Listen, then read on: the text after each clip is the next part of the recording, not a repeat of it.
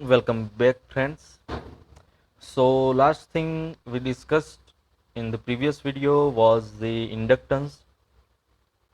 What is called inductance, the equations, to equation, to definition, and so actually I should repeat what we have discussed in the last video. So, first thing that the inductor, okay, or you might say the inductance, the word inductance that come from the inductor, this is a coil, okay, the coil that is connected to a DC voltage source, okay. It is not necessarily DC voltage source every time. You may choose the AC, that would be better, but for instance this is DC voltage source connected to coil, uh, and this is the rheostat, okay, to change the current.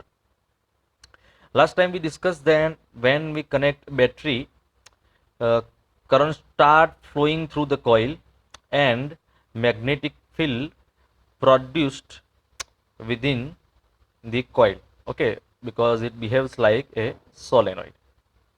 But as soon as we change the value of current, I think we increase the current.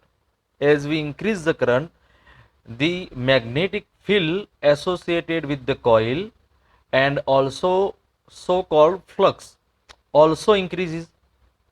So as we increase the current, magnetic flux increases, and that increase or that change in magnetic flux result in induced EMF. So between two ends of coil, between these two ends of coil, EMF is produced, that is because of Faraday's law.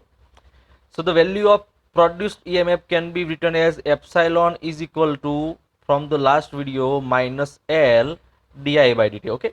That is the equation we obtained from the last video.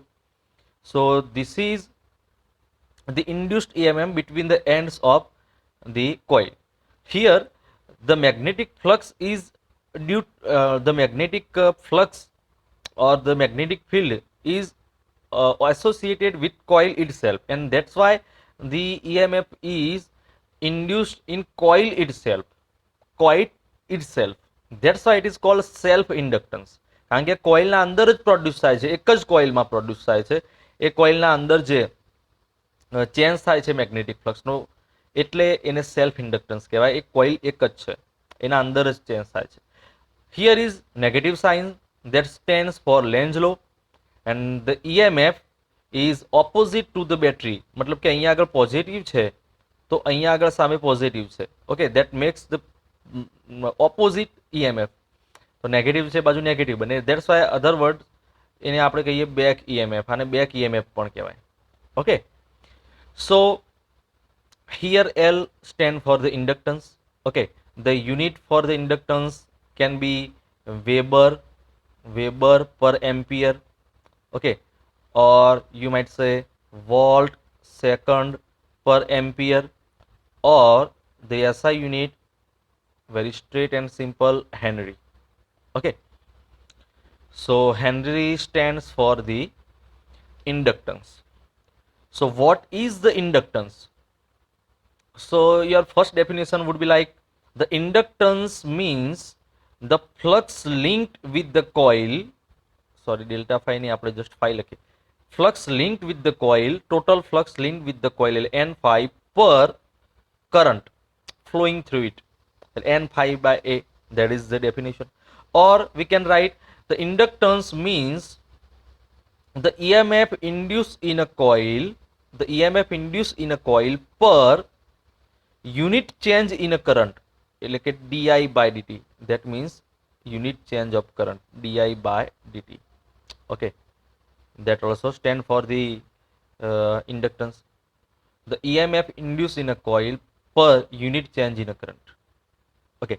So when it is say 1 Henry, when you call the inductance is 1 Henry, when current change is 1 ampere per second, okay, di by dt, the current change in 1 ampere per second, and induced EMF is 1 voltage, then the inductance is called 1 Henry.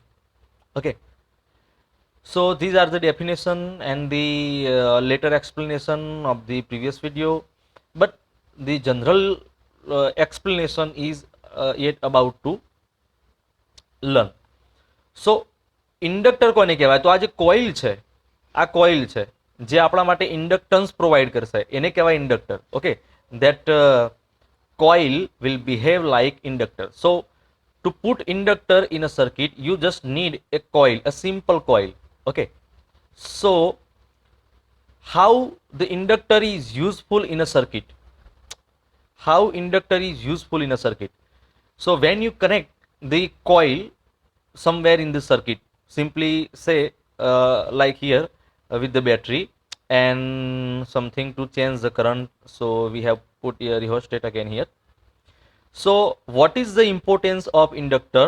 This is very important. Okay, understand કે inductor તો આપણે અહીંયા invent કર્યું, discover કર્યું, પણ એનો use શું છે? What is the use of the inductor? જ્યારે તમે રેહોસ્ટેટને સ્લાઇડ કરો, મતલબ કે આની અંદર કરંટ માની લો કે ઇન્ક્રીઝ કરો, ફોર ઇન્સ્ટન્સ ઇન્ક્રીઝ કરો, જ્યારે આની અંદરથી ફ્લો થતો કરંટ સ્ટેડી હોય એટલે આની સાથે એસોસિએટેડ મેગ્નેટિક ફિલ્ડ છે એ પણ ફિક્સ કોન્સ્ટન્ટ હોય. Okay, but when you increase the current in the circuit, તો આની સાથે એસોસિએટેડ મેગ્નેટિક ફિલ્ડ છે એ ઇન્ક્રીઝ થશે. Okay, and as the magnetic field increases, the back EMF is produce, as we said earlier. અને આની અંદર જે બેક EMF પ્રોડ્યુસ થાય, બેક કોઇલનું પોતાનું સેલ્ફ ઇન્ડક્ટન્સ છે L, એને કારણે જે બેક EMF પ્રોડ્યુસ થાય will oppose the cause according to Lenz લો. તો આ જે EMF છે એનું ઇક્વેશન આપણે હમણાં હાલ શું કીધું હતું? Minus L di/dt. Okay, L di/dt. તો અહીંયા આગળ જે બેક EMF પ્રોડ્યુસ થયું, જે બેક EMF પ્રોડ્યુસ થયું આપણા કોઇલના અંદર, એ કોને ઓપોઝ કરશે? The change of current. That means what? કે તમે અહીંયા આગળથી રિહોસ્ટેટને સ્લાઇડ કરશો ને, રિહોસ્ટેટને સ્લાઇડ કરશો અને કરંટ છે ને એને ઇન્ક્રીઝ કરવાનો ટ્રાય કરશો. માની લો કે 1 મિલી એમ્પિયરમાંથી 2 મિલી એમ્પિયર તમે સ્ટ્રેટલી કરી દીધું, તો આની અંદર જે કરંટ જે ઇન્ક્રીઝ થવો જોઈએ 2 મિલી એમ્પિયર, એ સડનલી ઇન્ક્રીઝ નહીં થાય, એ ગ્રેજ્યુઅલી ઇન્ક્રીઝ થશે. આ રીતે આમ ગ્રેજ્યુઅલી ઇન્ક્રીઝ થશે. Okay, why is so? Because the back EMF, because of the back EMF. Back EMF છે ને એ શું છે? તમારા કરંટનો જે ચેન્જ છે ને એને ઓપોઝ કરે. ઓકે, એટલે માની લો કે આપણી જોડે ટ્યુબ લાઇટ હોય, તો ટ્યુબ લાઇટના અંદર તમે જોયું હશે કે એક આવું બોક્સ જેવું ફિટિંગ આવે છે. ઓકે, આપણી LED હોય એ બધામાં બોક્સ જેવું ફિટિંગ આવે છે, એના અંદર ઇન્ડક્ટર આવે. ઓકે, તો આપણા ઘરમાં જે AC વોલ્ટેજ હોય, એ AC વોલ્ટેજ છે ને એ કોન્સ્ટન્ટ ના હોય. AC વોલ્ટેજ થોડો પ્લસ માઇનસ થતો હોય, મતલબ કે 230 વોલ્ટ હોય, મેક્સિમમ 230 વોલ્ટ હોય, તો ડિક્રીઝ થઈને સમટાઈમ 190 વોલ્ટ પણ થતો હોય. એટલે એ જે છે આપણા ઘરમાં જે વોલ્ટેજ આવતો હોય, હાઉસ હોલ્ડ વોલ્ટેજ, એ છે ને ટાઈમ સાથે ચેન્જ થતો હોય. અને વોલ્ટેજ જ્યારે ચેન્જ થતો હોય એટલે એને સ્ટેબિલાઇઝ કરવાની જરૂર પડે. એટલે તમારા જે એપ્લિયન્સીસ છે લાઈક ટ્યુબ લાઇટ, LED વગેરે, એ બધાની સાથે સિરીઝમાં તમે જે છે સિરીઝમાં તમે ઇન્ડક્ટર કનેક્ટ કરેલું હોય. ઇન્ડક્ટરને તમે કનેક્ટ કરીને મૂકો તો જે કરંટ ચેન્જ થતો હોય એ જે છે ને એ સ્લો થઈ જાય, કરંટનો ચેન્જ છે સ્લો થઈ જાય. એટલે આ જે છે ને એ આપણા મિકેનિક્સમાં જેને મોમેન્ટ ઓફ ઇનર્શિયા કહીએ છીએ, મોમેન્ટ ઓફ ઇનર્શિયા આપણે 11th મોમેન્ટ ઓફ ઇનર્શિયા શું કરતું હોય? એ જે છે ને, ધારો કે માની લો કે તમારો કોઈ બોલ છે, ઓકે, ધારો કે લાઈક વોલીબોલ છે, અને તમે એને સ્પિન કરતા હોવ, તો એના માસને કારણે, જે માસ છે ડ્યુ ટુ માસ, એને કારણે એ સ્પિન થશે. જ્યાં સુધી એને પૂરું ફ્રિક્શન લાગશે નહીં ને ત્યાં સુધી એ સ્પિન થઈ જશે. Okay, because of the moment of inertia. આ જે છે ને મોમેન્ટ ઓફ ઇનર્શિયાનું કામ કરે. So the analogy for the inductance in mechanics it is mass or moment of inertia. આ માસને ઇક્વિવેલેન્ટ છે. જેવું 11th માસ કામ કરે એ રીતે અહીંયા આગળ મોમેન્ટ ઓફ અહીંયા આગળ ઇન્ડક્ટન્સ કામ કરે.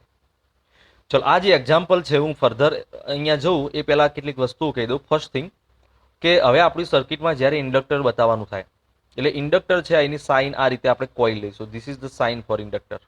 ઓકે, જસ્ટ લાઈક આ રેઝિસ્ટર છે, ઓકે, આ કેપેસિટર છે, એ રીતે અહીંયા આગળ આ સાઇન ઇન્ડક્ટરની થશે. રેઝિસ્ટર માટે આપણે R લઈએ છીએ, કેપેસિટર માટે C લઈએ છીએ, ઇન્ડક્ટર માટે L થશે. ઓકે, ચલો, જ્યારે આપણે એને બેટરી સાથે કનેક્ટ કરીએ અને કરંટ ફ્લો થતો હોય તો જે ડિરેક્શનમાં કરંટ ફ્લો થતો હોય એ બાજુનો જે એન્ડ છે એને ઓલવેઝ પોઝિટિવ લેવાનો, અને જ્યાંથી કરંટ લીવ કરતો હોય એને આપણે નેગેટિવ લઈશું. ઓકે, તો ઇન્ડક્ટર જે છે એની અંદર આ કેટલીક વસ્તુઓ છે એને ધ્યાનમાં લઈશું. હવે કરંટ જે છે મેં તમને કહ્યું કે ગ્રેજ્યુઅલી ઇન્ક્રીઝ થાય, એને એક એક્સપેરિમેન્ટથી તમને સમજાવું. સો here is our virtual lab where we can perform some of our experiment. Suppose કે હું રેજિસ્ટર લઉં એક્ઝામ્પલ તરીકે. પહેલા એક વસ્તુ તમને કહી દઉં. માની લો કે રેજિસ્ટરને હું બેટરી સાથે કનેક્ટ કરું, ઓકે, અને એમાંથી કરંટ ફ્લો કરવાનો હું ટ્રાય કરું, તો એ જે રેજિસ્ટર છે એ ઓલવેઝ ઓહ્મ્સ લો ફોલો કરે, મતલબ V is equal to IR, આ ઇક્વેશન ફોલો કરે. That means what? That means what? કે V is proportional to I. That means કે વોલ્ટેજ જો ઇન્ક્રીઝ કરો, બેટરીનો વોલ્ટેજ તમે ઇન્ક્રીઝ કરો, તો તમારે સર્કિટમાં સડનલી એ જ ટાઈમે કરંટ સાથે સાયમલ્ટેનિયસલી ઇન્ક્રીઝ થશે. ઓકે, એટલે જો વોલ્ટેજ ઇન્ક્રીઝ થાય તો કરંટ પણ ઇન્ક્રીઝ થાય, સ્ટ્રેટ એનું રિલેશન છે. પણ ઇન્ડક્ટરમાં એવું નહીં થાય, કેપેસિટરમાં પણ એવું નહીં થાય. Let's see here. Here is first I choose the wire, okay, and try to make a circuit here. I put the battery here and the wire.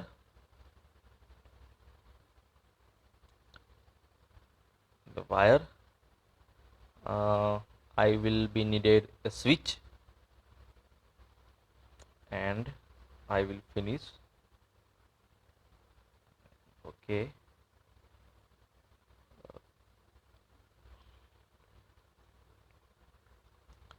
so here is our circuit. First thing, I will connect a resistor. Okay, I have connected resistor here. This is 10 ohm resistor as you see, and 9 volt battery. As I on the switch, current start flowing through it. But we have actually need a conventional current, so I have reversed it. We need here the track of the current. અહીંયા આગળ આપણે કરંટનો track જોઈએ છે, બરાબર? જરા ધ્યાન આપજો. અહીંયા આગળ હું જે કરું છું એ કરંટ, અહીંયા આગળ જે કરંટ ફ્લો થશે ને એ આ આપણું જે ગ્રાફ છે એમાં મેજર થશે. હાલ 0 કરંટ છે, બરાબર? So you can see the current is 0 for instance. હું અહીંયા સ્વિચ ઓન કરું છું.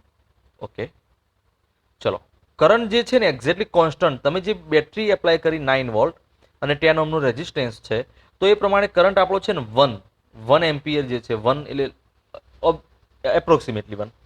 ચલો, બેટરી છે ને એને હું જરા 10 વોલ્ટ કરી દઉં.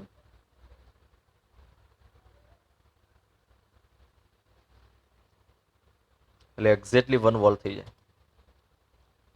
Okay, now current is 1 volt. As you can see, the current is constant. No time, what time passes, no matter what time passes, current is constant. There is no change in current. So that's why the resistor is called active component. This resistor is called active component. Okay, current માં કોઈ change થતો નથી. Now I off the battery. Now current is 0. I remove resistance and now I connect an inductor. So the inductor is connected here.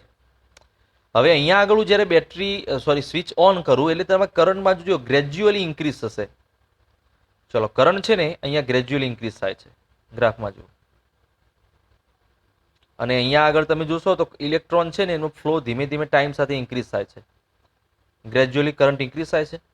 કેમ suddenly current increase ના થઈ ગયો?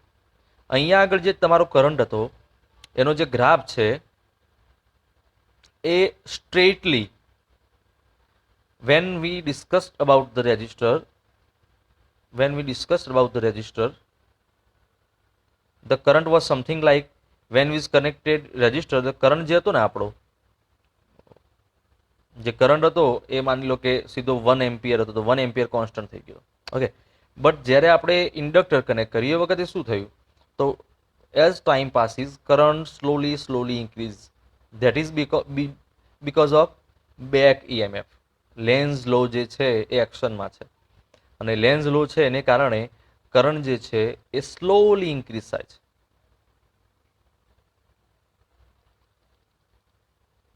Okay, ચલો આ રીતે કરંટ જે છે એ સ્લોલી ઇન્ક્રીઝ થાય છે અને એ રીતે એના મેક્સિમમ વેલ્યુ સુધી એ રીચ થાય. ચલો આની જગ્યાએ માની લો હું જે છે એ આ વખતે કેપેસિટર કનેક્ટ કરું. કેપેસિટર કનેક્ટ કરું અને કેપેસિટરમાં આપણે જરા જોઈશું તો કેપેસિટરમાં શું થશે તો કેપેસિટર જે છે ઇન્ડક્ટરથી એક્ઝેક્ટલી ઓપોઝિટ કામ કરે. મતલબ મેં તમને સમજાવ્યું એ પ્રમાણે ઇન્ડક્ટર જે છે એના કેસમાં કરંટ ગ્રેજ્યુઅલી ઇન્ક્રીઝ થાય, રેઝિસ્ટર છે એના કેસમાં કોન્સ્ટન્ટ રહે. કેપેસિટરના કેસમાં શું થાય, કરંટ છે ને એ ટાઈમ સાથે ડિક્રીઝ થાય. જ્યારે તમે જે છે તમારી સ્વિચ ઓન કરો એ વખતે કરંટ છે ને મેક્ઝિમમ હોય અને ટાઈમ સાથે એ છે ને ડિક્રીઝ થાય, just like this graph. Time સાથે ડિક્રીઝ થશે. ચલો તો આપણે જરા જોઈએ કેપેસિટરના કેસમાં. So here capacitor is connected. Let's put a current chart that shows the current within the circuit and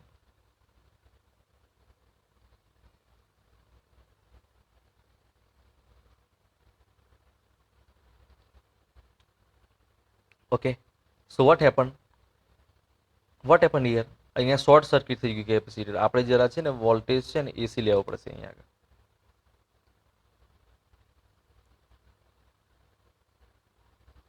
ચલો વોલ્ટેજ એસી લેવો પડે અથવા વોલ્ટેજ છે ને ડિક્રીઝ કરીએ અને થોડો ટાઈમ આપીએ આપણે. ઓકે, વોલ્ટેજને બી ડિક્રીઝ કરી દીધો અને કેપેસિટર છે ને એની વેલ્યુ જરા ઇન્ક્રીઝ કરી દો. ડન. ઓકે, જો ટાઈમ સાથે અહીંયા આગળ જે છે ને કરંટ ડિક્રીઝ થશે. જેમ કેપેસિટર છે ને અહીંયા જરા તમને ખબર પડે એ માટે ગ્રાફ મારે કેપેસિટર ટાઈમ સાથે જેમ ચાર્જ થશે, જરા વોલ્ટેજ મારે થોડું ઇન્ક્રીઝ કરવું પડશે. આઈ નીડ એસી વોલ્ટેજ, કારણ કે કેપેસિટર છે ને એસી વોલ્ટેજ સાથે એકચ્યુઅલી કામ કરે, એટલે અહીંયા આગળ એસી વોલ્ટેજ લઈ લો. ચલો હવે તમને અહીંયા આગળ ખબર પડશે. કરંટ છે ને ટાઈમ સાથે ગ્રેજ્યુઅલી ડિક્રીઝ થાય છે.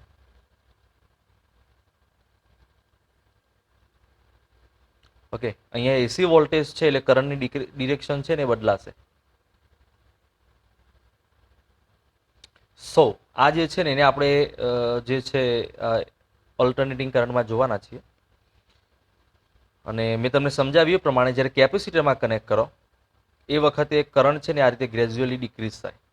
ઓકે, અને ઇન્ડક્ટરમાં આ જે છે એ ગ્રેજ્યુઅલી ઇન્ક્રીઝ થાય. So that's why this to inductor and capacitor called passive components. They are called passive component. Okay, because current છે ને એમાં ગ્રેજ્યુઅલી ઇન્ક્રીમેન્ટ કે ડિક્રીમેન્ટ થાય, જ્યારે રેઝિસ્ટર છે ને એક્ટિવ કમ્પોનન્ટ કહેવાય. હવે તમે જરા ખ્યાલ આવશે કે તમારે સર્કિટમાં ઇન્ડક્ટરને કનેક્ટ કરવાથી શું ફાયદો થાય.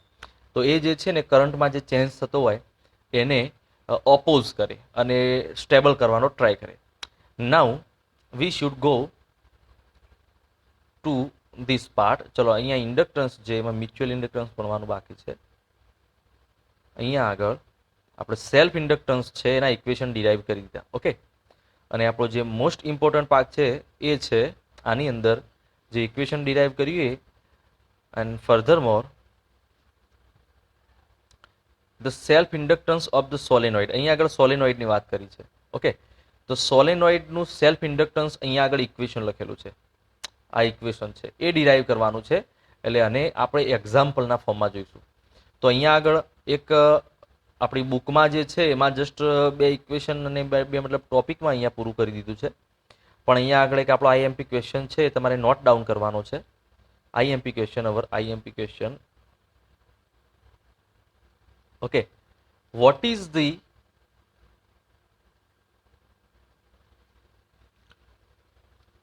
derive self inductance of a solenoid? ઓકે, ચલો સોલેનોઇડનું સેલ્ફ ઇન્ડક્ટન્સનું ઇક્વેશન આપણે ડિરાઈવ કરવું છે. ઓકે, અને આઈએમપી ક્વેશ્ચન છે તો જરા જોજો અહીંયા. Suppose here is our solenoid, finite solenoid with length L and cross sectional area A. The length of the solenoid is say L or capital L, okay, and the area is A, and the turns in the solenoid is capital N, total turns. Okay, as you see, when current passes through the solenoid is I, the magnetic field that associated with the solenoid can be found using the equation magnetic field of the solenoid B is equal to, એનું equation તમને ખબર છે, mu naught n I. Okay, what is n? So the n is the number of the solenoid per unit length. Okay, so we can put that value and we can obtain the another equation mu naught ni by L. Okay, we have discussed this equation in chapter 4. So this equation gives us the value of magnetic field or the intensity of magnetic field within the solenoid. Okay, now what? The flux. The flux phi is equal to, simply we can write the BA. The flux phi is equal to BA. Okay, and the self inductance L is equal to n phi by I. Okay, now we can put value n phi is equal to BA, so BA by I. Okay, and B is equal to the magnetic field inside the solenoid, this equation here. Okay, so our equation n B ની જગ્યાએ શું લખીશું, mu naught n I by L A અને ડિવિઝનમાં છે I. Okay, and eventually I gets cancelled, so our equation become L is equal to mu naught n square A by L. So this is the equation of the self inductance in case of solenoid, mu naught n square A by L. As you can see, I always gets cancelled. I mentioned in earlier video, that's why inductance is not dependent on current. Inductance is dependent on the shape and size of the coil, the numbers of turns in a coil, and the medium within the place of the coil. For instance, say કે આ જે coil છે એટલે કે solenoid જે છે એની અંદર આપણે કોઈ મીડિયમ ફિલ કરેલું છે, લાઈક ફેરોમેગ્નેટિક સોફ્ટ આયન આપણે આની અંદર ફિલ કરેલો છે, અને એની રિલેટિવ પરમિએબિલિટી એ માની લો કે મ્યુ આર છે, રિલેટિવ પરમિએબિલિટી મ્યુ આર છે, તો આ ઇક્વેશનમાં મ્યુ નોટ મ્યુ આર, આ જે ઇક્વેશન છે એના અંદર શું થઈ જાય, L is equal to mu nought mu R N square, just mu R add થઈ જશે, mu nought mu R N square A by L. So this is an example and most IMP question that can be asked in from theory. આ જે છે થિયરીમાં પણ આવી શકે અને example ન્યુમેરિકલ્સમાં પણ આવી શકે. Okay, derive the expression for the self inductance for the solenoid, અને આ જે છે અહીંયા આગળ આપણને ડિરાઈવ કરેલું છે આપણી બુકમાં.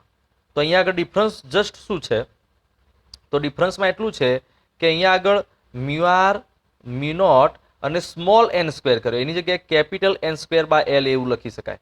ઓકે, એ જરા ઇક્વેશન આપણે નહીં લઈએ, મેં શીખવાડ્યું એ પ્રમાણે આ જે ઇક્વેશન આપણે ડિરાઈવ કર્યું એને જરા ચૂઝ કરીશું, એટલે આને તમે જરા નોટ ડાઉન કરી દેજો. અને ઓલ્ડ જે મેં તમને પીડીએફ આપેલી છે એના અંદર આ એક્ઝામ્પલ આપેલું છે, એટલે એક્ઝામ્પલ નંબર આને તમે તમારી નોટબુકમાં લખી દેશો, example number illustration 8 here, illustration 8, એ આપણી ન્યૂ બુકમાં થિયરીના અંદર પાર્ટ છે, એને આપણે આઈએમપી તરીકે લઈશું. બરાબર. Find the value of self inductance of very long solenoid of length L having total number equal to turn N and cross sectional area A. Okay, તો આ જે ઇક્વેશન છે mu naught N square A by L, અહીંયા સુધી આપણે derive કરી દઈશું. Clear? So this is the self inductance of the solenoid. Clear?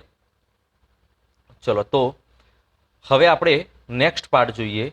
અહીં આપણી બુકમાં જે છે એ એકચ્યુઅલી આની આગળ આવી ગયો, એ છે મ્યુચ્યુઅલ ઇન્ડક્ટન્સ, પણ એને આપણે હવે જોઈએ.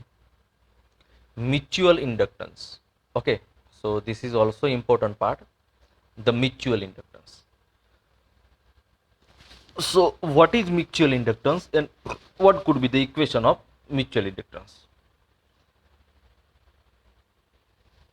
So here in mutual inductance, this is also IMP, the mutual inductance.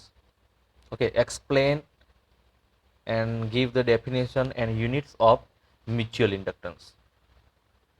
So in this case, mutual, you know what is called mutual? Something common between two coils, that is called mutual. Okay, so in this case we will set up a system with two coils. Okay, here is coil 1. Okay, the coil 1 is connected to a battery because we are going to flow current through the battery, through the coil. So here is coil number 1. Okay, and the coil is connected with the battery rheostat.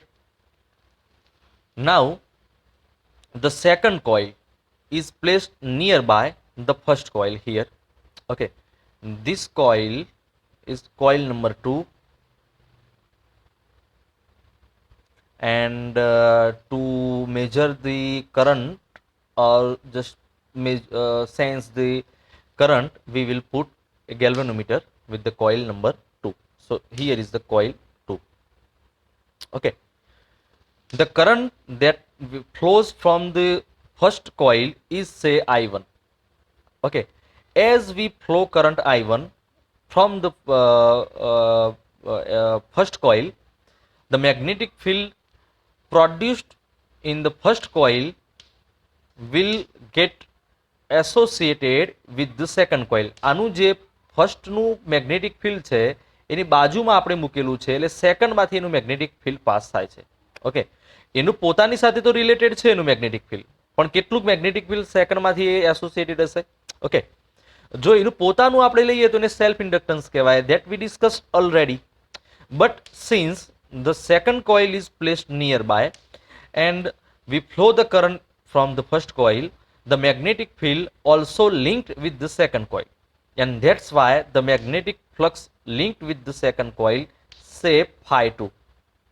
Okay, આનું જે magnetic field છે એને આપણે phi1 કહીએ, પણ second જે coil છે એનું મેગ્નેટિક ફિલ્ડ જે છે phi2 છે. Okay, and now when we change the current, means when we increase the current or decrease the current, the magnetic flux also changes in the second coil because of the magnetic flux gets changed.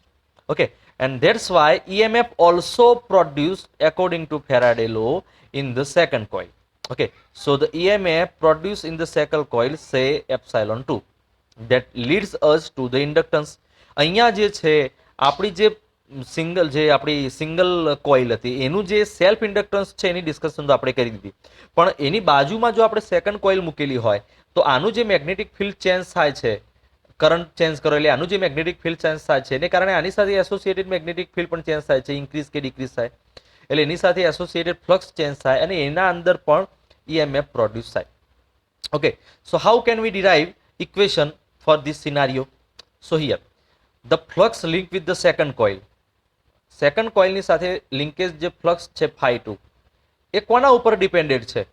તો એ first સર્કિટમાં જે current flow થાય છે એના ઉપર depended છે, I1 ઉપર depended છે. આપણે સેલ્ફ ઇન્ડક્ટન્સમાં શું કર્યું હતું એ જરા હું તમને કહ્યું. સેલ્ફ ઇન્ડક્ટન્સમાં શું કીધું હતું? સિંગલ કોઇલ હતી ને, તો સિંગલ કોઇલનું જે ટોટલ ફ્લક્સ છે એ એની સાથે એમાંથી પાસ થતા કરંટ ઉપર ડિપેન્ડેડ છે. આવું આપણે કેલ્ક્યુલેશન અહીંયાથી ચાલુ કર્યું હતું. એ રીતે અહીંયા કેલ્ક્યુલેશન ચાલુ કરીએ તો the flux link with the second coil is dependent on the current flowing through in the first coil, કારણ કે ફર્સ્ટ કોઇલનો જે કરંટ છે એ ચેન્જ થશે એ પ્રમાણે આનું ફ્લક્સ બદલાશે. Okay, So we need proportionality constants. So phi 2 is equal to અહીંયા proportionality constant આમાં આપણે શું મૂકતા L મૂકતા n phi is equal to Li. Proportionality no constant L હતો. Here mutual inductance, that's why we m I1.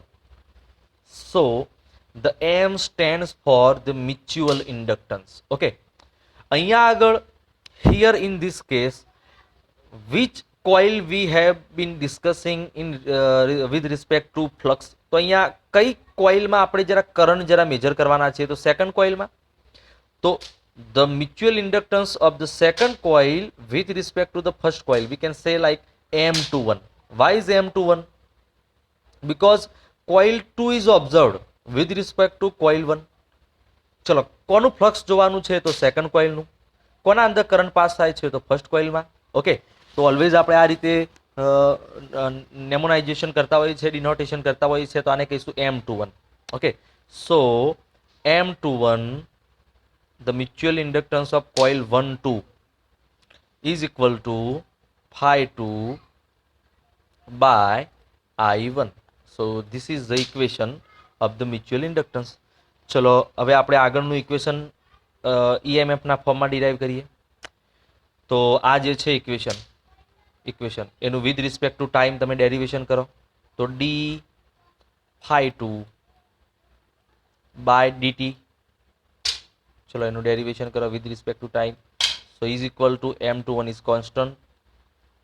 is constant d I1 by dt with respect to time the derivative. બંને બાજુ minus add કરો. Okay, and this value gives us the EMF. તો આની જગ્યાએ EMF according to Faraday law EMF લખાય તો epsilon is equal to minus M21 d I1 by dt. So this is the EMF in the second coil. Okay, what is the unit of mutual inductance? તો એ તો same જ થશે. અહીંયા weber પર ampere છે તો સેમ જ થશે. તો મ્યુચ્યુઅલ ઇન્ડક્ટન્સ છે એનો યુનિટ પણ સેમ જ છે, હેનરી, વેબર પર એમ્પિયર ઓર વોલ્ટ સેકન્ડ પર ampere, just like the self inductance. Okay, ચલો માની લો કે ઉપરના કેસમાં આ વખતે આપણે એવું કરીએ કે સેકન્ડ કોઇલ છે એમાંથી કરંટ પાસ કરીએ અને ફર્સ્ટ કોઇલ જે છે એની સાથે એસોસિએટેડ ફ્લક્સ મેજર કરવા જઈએ તો શું થાય. Okay, so if the first coil is connected with the galvanometer, okay, and now the second coil is connected to the battery, okay, in sense of flowing the current. Okay, ચલો તો first coil છે એને galvanometer સાથે connect કરેલી છે, second કોઇલને battery સાથે connect કરેલી છે. તો આ કેસમાં હવે આમાંથી જે કરંટ પાસ થાય એને કહેવાય I2, સેકન્ડ કોઇલનો કરંટ, અને એનું જે મેગ્નેટિક ફિલ્ડ આપણા ફર્સ્ટ કોઇલ સાથે લિંક થાય એ ફ્લક્સને કહેવાય phi 1. ઓકે, તો સિમિલર ઇક્વેશન બને આની અંદર. The flux in first coil phi 1 is depended to the current in the second coil I2. Okay, તો phi 1 is equal two proportionality constant મૂકવા જાઓ તો M I2. ઓકે, અને આ વખતે નામ શું કહેવાય તો આને આમ કે flux in first coil with respect to second coil, અને M12 કહેવાય. Okay, so M12 is equal two phi 1 by I2. Okay, ચલો અને જે EMF છે એ EMF નું ઇક્વેશન આપણે પહેલા બનાવ્યું તો એ રીતે બનાવવા જઈએ તો minus M12 d I2 by dt. Okay, પહેલા કેસમાં હતું d I1 હતું, અહીંયા આગળ શું થઈ જાય d I2, અને મ્યુચ્યુઅલ ઇન્ડક્ટન્સ છે M2 થઈ જાય. ઓકે, હવે આમાં ફર્સ્ટ કોઇલમાં તમે કરંટ પાસ કરો કે સેકન્ડ કોઇલમાં પાસ કરો, જે મ્યુચ્યુઅલ ઇન્ડક્ટન્સ છે ને સેમ હોય. That's why M12 is equal two M21 is equal to M, and this is called reciprocity theorem. Okay, તમે કોઈ પણ સમ લેશો, આગળ આપણે સમ નેક્સ્ટ વિડીયોમાં આપણે સમ જોઈશું, એના અંદર જે છે ને આપણે પ્રૂવ કરીશું કે M12 જે છે એની વેલ્યુ અને M21 છે, 12 અને M21 એ બંનેની વેલ્યુ ઓલવેઝ સેમ થશે. એટલે જ્યારે તમે કોઈ ન્યુમેરિકલ સોલ્વ કરતા હોય, here is the important thing, numerical solve કરતા હોય એ વખતે M12 કે M21 આ મેન્શન કરવું જરૂરી નથી. There is no necessity. Okay, ચલો તો અહીંયા આગળ આપણે મ્યુચ્યુઅલ ઇન્ડક્ટન્સ છે એ અહીંયા આગળ જોઈ લીધું. આ જે છે ને ઇક્વેશન એ આ એક્ઝામ્પલ માટે છે. આપણી બુકમાં આ પ્રોબ્લેમ છે. એમને મ્યુચ્યુઅલ ઇન્ડક્ટન્સની ડિસ્કશન ચાલુ કરી પણ અહીંયા જસ્ટ એક્ઝામ્પલ આપી દીધું. આ એક્ઝામ્પલ છે ને લેસ્ટ આપણે હમણાં સોલેનોઇડ માટે જોયું હતું ને એ રીતે અહીંયા two long coaxial solenoid of same length L એના માટે નેક્સ્ટ વિડીયોમાં આપણે મ્યુચ્યુઅલ ઇન્ડક્ટન્સનું ઇક્વેશન ડિરાઈવ કરીશું. This one here is the equation this one. Okay, અને આ જે છે ને રેસિપ્રોસિટી થિયરમ કહેવાય એની ડિસ્કશન આપણે કરી હતી. અહીંયા આગળ તમારે ક્વેશ્ચન કઈ રીતે તૈયાર કરવાનો છે તો explain mutual inductance and two equation. તો એના ટુ ઇક્વેશન કયા થાય? તો એના ટુ ઇક્વેશન જે છે આ બે ઇક્વેશનની વાત છે. This one M21 is equal φ2 by I1 અને અહીંયા આગળ એનું બીજું ઇક્વેશન આની ઉપરથી મળી જાય. ફ્રોમ ધીસ આના ઉપરથી બીજું ઇક્વેશન શું મળી જાય? M21 is equal to minus epsilon by DI1 by DT. Just like self ઇન્ડક્ટન્સમાં આપણે બે ઇક્વેશન લીધા હતા ને એ રીતે અહીંયા બે ઇક્વેશન મળી. આના ઉપરથી યુનિટ વોલ્ટ સેકન્ડ પર એમ્પિયર બની જશે અને આની અંદર યુનિટ વેબર પર એમ્પિયર બની જશે. ચલો તો મળીએ હવે નેક્સ્ટ વિડીયોમાં.